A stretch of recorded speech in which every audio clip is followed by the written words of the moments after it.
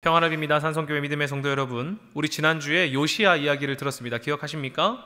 우리의 삶을 말씀으로 비추어 보고 개혁해 나가자, 이런 얘기를 했는데, 여러분 한 주간 말씀이 여러분 가운데 살아 있었습니까? 한 주간 여러분의 삶 가운데 말씀에 비추어서 나를 돌아보고 내 삶에 제하여야 할 것들을, 없애야 할 것들을 없애고 그렇게 하셨습니까? 혹시 너무 바빠서 결단한 것을 지키지 못한 것 같아 아쉬운 마음은 없습니까? 요시야의 개혁처럼 나의 삶에 부정한 것을 끊어내고 오직 주님만 바라보길 원하는데 우리의 삶이 바뀌지는 않은 것 같아서 한 주만에 자책하고 있는 것은 아닙니까?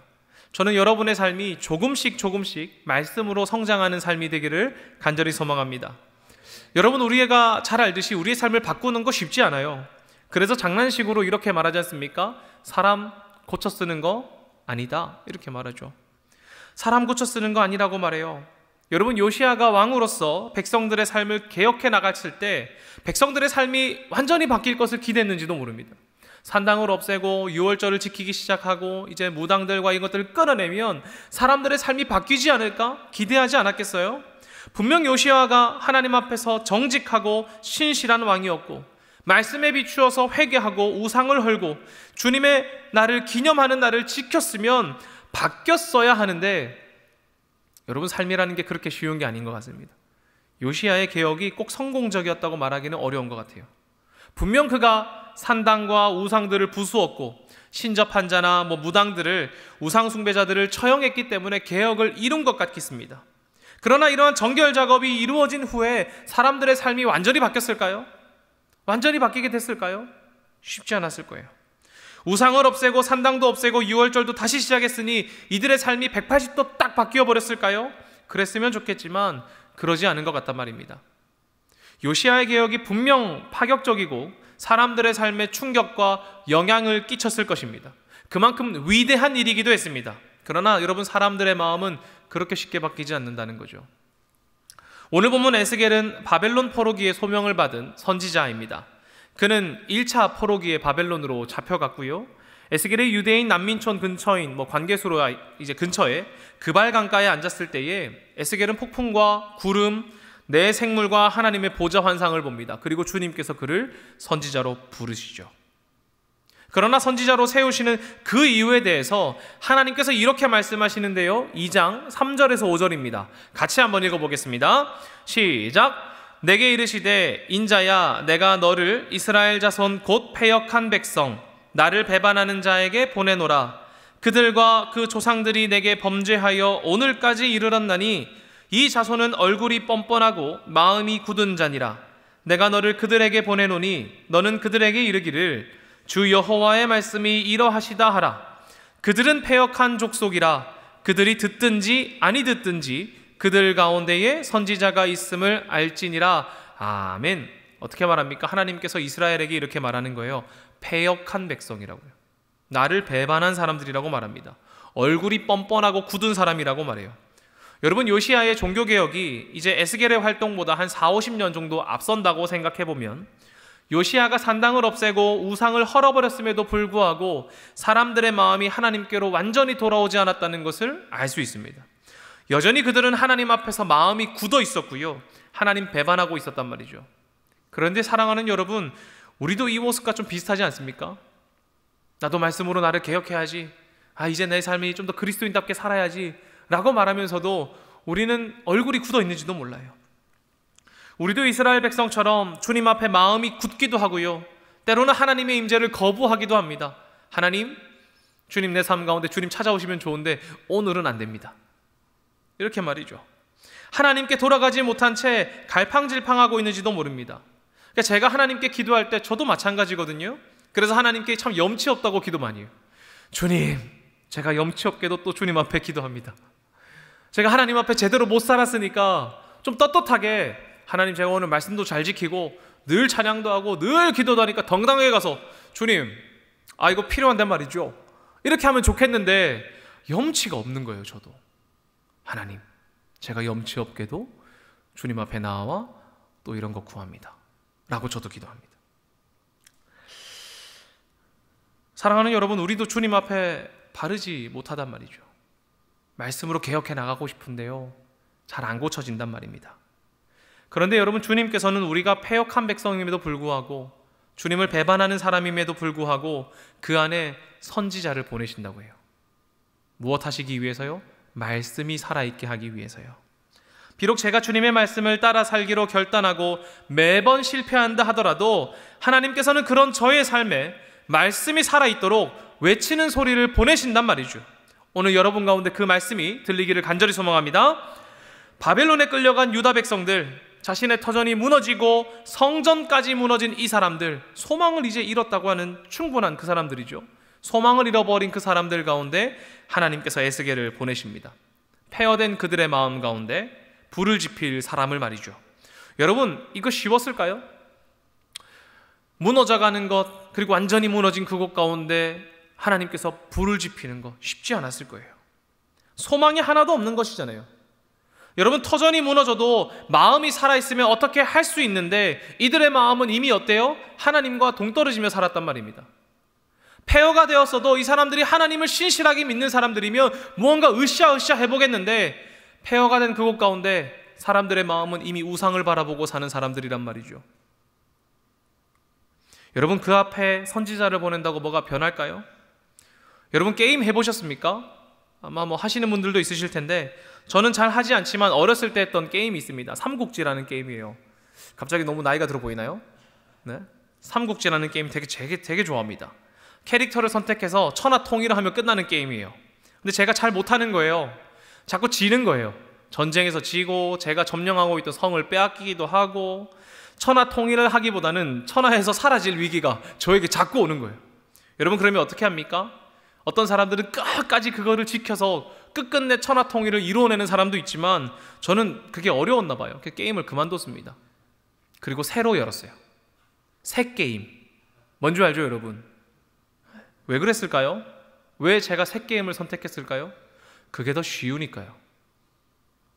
무너져가는 거를 끝끝내 잡아가지고 세워내는 것보다, 완전히 폐허된 곳 가운데 새롭게 무언가 세우는 것보다, 아유, 새 게임 하지 뭐, 새로운 거 선택하고 새로운 사람 선택하면 되지 뭐 하는 게 훨씬 쉽습니다. 그런데 하나님께서 그렇게 하지 않으신단 말이죠.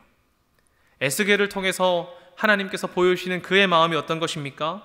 비록 이스라엘이 하나님 앞에 뻔뻔하고 패역한 백성이고 우상에서 완전히 돌아서지 못했다고 하더라도, 신앙으로 삶을 다잡는 것이 실패했다고 하더라도, 그래서 결국에는 터전을 잃고 바벨론으로 끌려가고 그들의 신전이 무너지는 그 상황 가운데 온다고 하더라도 하나님께서는 그곳 가운데 선지자를 보내셔서 말씀이 울려 퍼지게 한다는 것입니다. 여러분, 저는 오늘 이 말씀이 우리에게 어마어마하게 큰 소망이 된다고 생각해요. 왜요? 저도 염치 없이 주님께 나아가는 사람이니까요. 내 삶도 폐허와 비슷하니까요. 하나님이 나의 삶을 보시고 아우, 내외적으로 얘는 안 되겠다 생각하시고 포기하거나 다른 사람 선택해버리는 것이 아니라, 그런 나에게도 이스라엘에게 행하신 것처럼 말씀을 보내신다고 생각하니 저에게 얼마나 큰 은혜가 됩니까? 여러분, 에스겔이 본 환상을 상상해 보십시오. 마른 뼈가 살아나는 환상이래요. 이 세상에서 일어날 수 없을 것 같은 일이 일어난답니다. 이미 생기를 잊고 모든 것을 잃어버린 것 같은 그 사람들, 이스라엘 백성들, 그리고 우리의 삶, 말라버린 뼈들과 같은 삶 아닙니까? 그 뼈가 살아날 수 있겠습니까? 세상이 보기에는 이제 그냥 끝나버린 것이죠. 죽음 가운데 있는 것과 같아 보이는 그런 삶, 그 삶 가운데 하나님께서 어떻게 하신다는 겁니까? 마른 뼈를 맞추시고 근육을 입히시고 피부를 입히시고 우리에게 활력을 불어넣으신다고 말씀하십니다. 여러분, 무너진 이스라엘이 회복되는 것을 그리시는 하나님 것처럼 저는 우리의 삶을 회복시키시는 하나님을 신뢰합니다. 우리도 그 하나님을 기대해야 되지 않겠습니까? 저는 여러분을 보면서 하나님께서 일하실 것을 기대합니다. 쟤는 저것 때문에 안 돼. 쟤는 저런 성격 때문에 안 돼. 쟤는 저런 태도 때문에 안 돼. 아니요. 그 무너진 삶과 무너진 태도와 무너진 마음과 무너진 말 가운데 하나님이 역사하시면 그들도 주의 백성으로 살아날 것입니다. 할렐루야. 여러분, 일본은 우리보다 100년 정도 일찍 복음이 전파됐습니다. 그러나 예수님을 믿는 사람은 전체 인구의 1%도 안 돼요. 우리가 방문한 사가 지역, 이 사가시에 있는 교회 전체를 다 합치면 100명이 될까 말까 한답니다. 그러니까 이렇게 볼 수 있죠. 우리 청년 전체, 우리 청년 전체가 사가시 기독교인 전체와 맞먹습니다. 아마 우리가 싸우면 이길 겁니다. 그래도. 네. 여러분, 복음을 아무리 전파해도 여러 신 중에 하나라고 생각하는 사람들이고 이미 우상에 물들어 있는 사람들. 일본은 아까 간증한 것처럼 신은 전통적으로 악재를 주는 존재란 말이죠. 마음대로 하는 존재예요. 신은 마음대로 하는 존재예요. 그러니까 만나지 않는 게 더 좋은 겁니다. 그래서 뭐 하는 거예요? 신을 깨운 다음에 형님 제 얼굴 봤지요? 저 피해 가십시오. 이렇게 말하는 거예요. 그런데 여러분, 우리는 뭐가 중요해요? 하나님 만나는 게 중요하잖아요. 주의 임재가 중요하잖아요. 이거 어떻게 전달할 수 있겠어요? 아무리 선포해도 신을 만나려고 하지 않을 거야 라고 생각한다면 여러분, 우리가 그들 가운데 복음 전할 수 있겠습니까? 우리가 그들을 보면서 아유 저들은 포기해야 돼.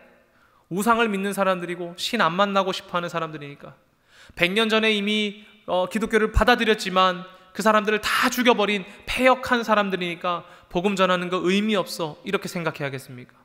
아니란 말입니다. 우리의 능력으로는, 우리가 보는 우리의 시각으로는 저 땅에 희망이 없어 보이기도 하지만 하나님께서 우리의 희망이 되신다면 우리의 삶에 활력을 불어넣으시는 것처럼 일본 땅 가운데서도 주님께서 마른 뼈들을 살아나게 하실 것입니다. 사랑하는 여러분, 마른 뼈와 같은 나의 삶을 회복시키시는 하나님, 그리고 회복하시겠다는 소망을 불어넣으시는 하나님을 만나셨습니까? 그렇다면 그 우리가 만나는 하나님을 의지하여서 땅 가운데 하나님을 모르는 저 나라들이 저 땅 가운데도 복음이 선포되어진다면, 하나님 역사하신다면 그들의 땅 가운데 활력이 일어날 것이라는 것을 신뢰하십시오. 그리고 그 일을 그저 멀리서 지켜보는 것이 아니라 참여함으로 하나님의 일하심과 주님의 기쁨에 동참하는 여러분들 되시지 않겠습니까? 단기 선교 가면 도대체 뭐 하는 거야?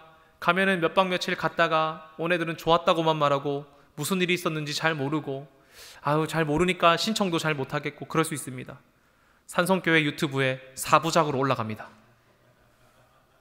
오늘 12시 15분에 1, 2부작이 올라갔습니다. 여러분, 가서 무엇했고 어떤 것을 하고 무엇을 심고 오는지, 어떤 마음으로 갔다 오는지를 4부작으로 담겨 있으니까 꼭 보시고 좆댓구할 해주십시오. 아시겠죠? 네. 여러분, 우리가 하나님의 그 기쁨에 참여합시다. 그 멀리서 그냥 보고 마무리하는 것이 아니라 보았다면 참여해보잔 말이죠. 내 삶도 살리시는 하나님이신데 저 땅 못 살리시겠어? 그럼 저 일에 내가 동참해보면 기쁘지 않을까? 이런 마음으로 함께 하잔 말이죠. 날마다 넘어지는 우리의 삶과 주를 알지 못하는 자들을 향해 우리 이렇게 외치자는 거예요. 오늘 본문 3절에서 5절입니다. 같이 한번 읽어보겠습니다. 본문 3절에서 5절 같이 한번 읽어보겠습니다. 시작! 그가 내게 이르시되 인자야 이 뼈들이 능히 살 수 있겠느냐 하시기로 내가 대답하되 주 여호와여 주께서 아시나이다. 또 내게 이르시되 너는 이 모든 뼈들에게 대언하여 이르기를 너희 마른 뼈들아 여호와의 말씀을 들을지어다. 주 여호와께서 이 뼈들에게 이같이 말씀하시기를 내가 생기를 너희에게 들어가게 하리니 너희가 살아나리라. 아멘. 여러분, 마른 뼈에게 하실 수 있겠어요? 쉽지 않을 겁니다. 그러나 나를 살리시는 하나님을 경험한다면 그들에게 가서 선포할 수 있는 거예요. 마른 뼈들아 살아날지어다. 산성교회 여러분, 살아나십시오. 그리고 세상을 향해 하나님의 복음을 전파하며 주님께서 일하신다면 마른 뼈가 가득한 이 땅 가운데서도 하나님의 활력이 일어날 것을 소망하며 선포하며 살아가는 여러분들 되시기를 간절히 소망합니다.